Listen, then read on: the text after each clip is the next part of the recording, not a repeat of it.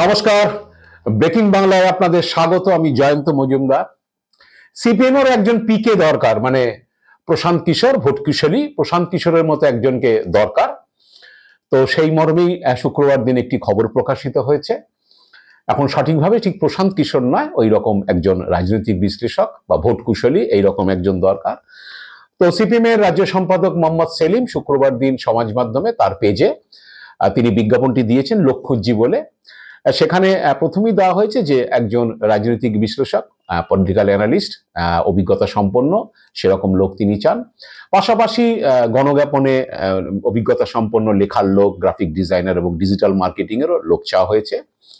তো অনেকেই মনে করছেন যে 2026-এ শূন্যের গেরো কাটানোর জন্য হচ্ছে এখন থেকেই আলিমুদ্দিন এই প্রফেশনাল লোক, পিকেদের মতো যারা আছেন তাদের প্রফেশনাল লোকদের হাত ধরে এই শূন্যের গেরো কাটাতে চাইছেন। এই জন্যই এই উদ্যোগ। তো এই বিষয়ে মোহাম্মদ সেলিম গণমাধ্যমকে, সংবাদ মাধ্যমকে বলেছেন যে ঠিক পিকের মতো বিষয়টা নয়, তারা হচ্ছে এতদিন সিপিএম ডিজিটাল ছিল, এবার সিপিএম প্রফেশনাল হবে বা সিপিএম কে প্রফেশনাল দেখবেন। এবং তার মতে যে 2026-এর ভোটের কথা মাথায় রেখে তাই এখন থেকে কিছু কিছু কাজ শুরু করতে হয়েছে, তারই উদ্যোগ হিসাবে এটা করা হয়েছে। তো অনেকেই বলছেন যে আসলে আলিমুদ্দিনের যারা নেতারা রয়েছেন, যাদের চুলটুল পেকে গিয়েছে, দীর্ঘদিন রাজনীতি করছেন, তাদের বুদ্ধিতে বোধহয় আর ভোট বাড়ানো যাচ্ছে না বা শূন্যের গেরো কাটানো যাচ্ছে না। 2019, 2021, 2024 এবছরের যে লোকসভা ভোট, তাতে সবেতেই শূন্য হয়েছে। গত লোকসভা ভোটে সিপিএম এর 23 জন প্রার্থী ছিলেন, তার মধ্যে 2 জন মাত্র, মুর্শিদাবাদে মোহাম্মদ সেলিম এবং দমদমে সুজন চক্রবর্তী, তাদের জামানত বাঁচাতে পেরেছেন। বাকি 21 জন জামানত জব্দ হয়েছে তাদের। এর মধ্যে সৃজন ভট্টাচার্য, দীপশিতা ধরের মতো তরুণ তুর্কি নেতারাও রয়েছেন এবং তারা খুব জনপ্রিয় বটে, কিন্তু তারাও জামানত বাঁচাতে পারেননি। তো এরকম একটা পরিস্থিতিতে শূন্যের গেরো কাটানো, 2026-এ ভোট শতাংশ বৃদ্ধি এবং যদি আসনের খাতা খোলা যায়, সেই রকম কথা ভেবেই হয়তো পিকের মতো ভোট কুশলী ধরতে চাইছে সিপিএম। কারণ এইটা নিয়ে দলে অন্দরে চর্চা শুরু হয়েছে প্রায় 7 মাস আগেই, আলিমুদ্দিন সূত্রে যেটা খবর, সেটাই কিছুটা নভেম্বর মাসে এসে তার মান্যতা পেল। এবং সিপিএম নেতারা, মোহাম্মদ সেলিম অস্বীকারও করেননি, তিনি পরিষ্কারই বলেছেন সংবাদ মাধ্যমকে যে 26-এর ভোটের কথা মাথায় রেখে তারা এই পদক্ষেপগুলো কিছু কিছু কাজ শুরু করেছেন। তো এখন 2024-এর ভোট যখন হয়, সিপিএম কংগ্রেসের সঙ্গে জোট বেঁধে সিপিএম দাবি করেছিল যে এবার ভোট দ্বিমুখী নয়, ত্রিমুখী লড়াই হবে, কিন্তু কার্যত দেখা গেছে যে তৃণমূল বিজেপির মধ্যে লড়াইটা সীমাবদ্ধ ছিল এবং কংগ্রেসের সঙ্গে জোটবদ্ধ 5বারের জেতা আসন বহরমপুর কংগ্রেসের অধীর চৌধুরী, তিনি হেরে গিয়েছেন এবং কংগ্রেসেরও ফল বিশেষ ভালো হয়নি, মালদা আসনটি তারা রাখতে পেরেছে। কিন্তু সিপিএম এর সঙ্গে জোট বেঁধে তাদেরও অবস্থা করুণ হয়েছে এবং বামেদেরও অবস্থা করুণ হয়েছে। ভোট শতাংশ সেই 5-7 শতাংশের মধ্যে রয়ে গিয়েছে।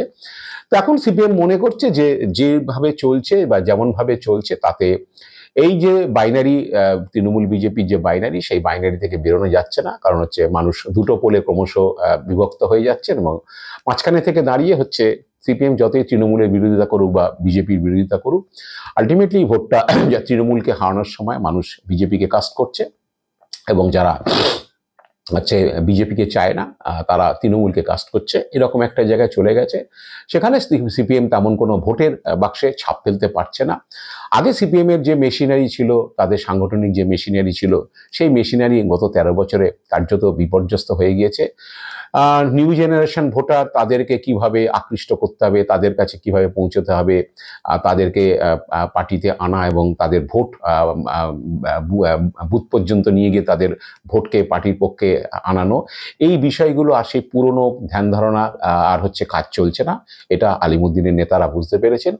তা সেই জন্যই হয়তো কোনো ভোট কুশলী বা রাজনৈতিক বিশ্লেষকের পরামর্শদাতা হিসাবে কাউকে তারা চাইছেন।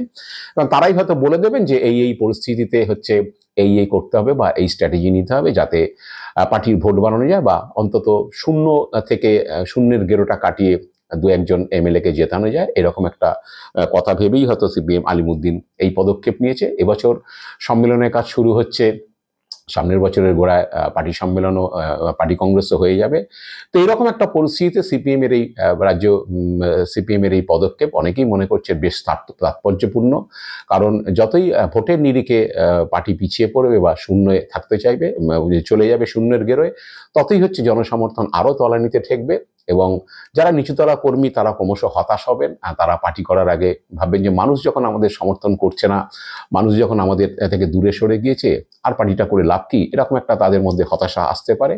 এখন অনেক ছাত্র যুব সিপিএম এর পতাকা তলে এসছে গত 1-2 বছরে, কিন্তু আলটিমেটলি ভোটের বাক্সে সিপিএম এর কোনো ফল নেই, কারণ বিভিন্ন ফ্রন্ট থেকে যে সমর্থনটা আসে সেটা দেখা যাচ্ছে না। মিটিং মিছিলে ভিড় হচ্ছে না কেউই বলবে না, সমস্ত মিডিয়া বা রাজনৈতিক পর্যবেক্ষকরাই বলবেন যে গত লোকসভা ভোটেও ভোটের আগেও ব্রিগেডে বিরাট জমায়েত করেছিল সিপিএম, এবং পরবর্তীকালে নির্বাচনী প্রচারের সময় ব্যাপক জমায়েত হয়েছিল, কিন্তু ভোট বাক্সে গিয়ে তার প্রতিফলন হয়নি। তাই ফলে আলিমুদ্দিনে সিপিএম মোহাম্মদ সেলিম বা সুজন চক্রবর্তীরা চিন্তিত, এবং তারা মনে করছে যে স্ট্র্যাটেজিতে পার্টি চলছে সেটা স্ট্র্যাটেজিতে বোধহয় আর এগোনো যাবে না, কারণ তাতে ভোটের নিরিখে খুব একটা লাভ হচ্ছে না।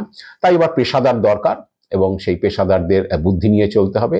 এতদিন সিপিএম নেতারা এটা বোঝাতে চাইতেন যে বাংলার রাজনীতিটা তারা নিয়ন্ত্রণ করেন, অন্তত 2011 সাল পর্যন্ত বাংলার রাজনীতিটা তারা নিয়ন্ত্রণ করেন, এবং তারা যেটা বুঝতে পারেন, তারা মানুষের পালস সবচেয়ে বেশি বোঝেন, তারা যেটা বুঝতে পারেন আলটিমেটলি সেটাই হয়।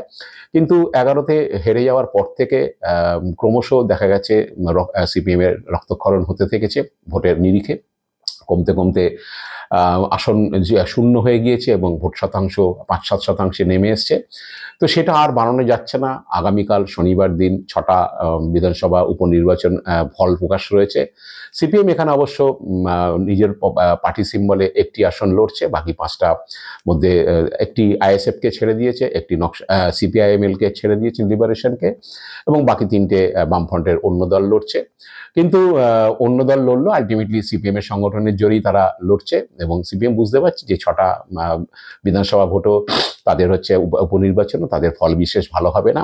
সেক্ষেত্রে আরজি করের যে আন্দোলন গত 2-2.5 মাস ধরে তারা করেছেন, সেই আন্দোলনের ফসল তারা নিশ্চিতভাবেই হয়তো পাবেন না, এটাই হয়তো পার্টি মনে করছেন, এবং মনে করছেন যে এরকম আন্দোলন বা পরজীবী হয়ে আন্দোলন করা, কোন একটা ফ্রন্ট, কোন একটা ডক্টরস ফ্রন্ট আন্দোলন করছে, তাদের পেছনে পতাকা ছাড়া সাপোর্ট দিয়ে আলটিমেটলি ভোটের নিরিখে লাভ হয়তো কিছু হবে না।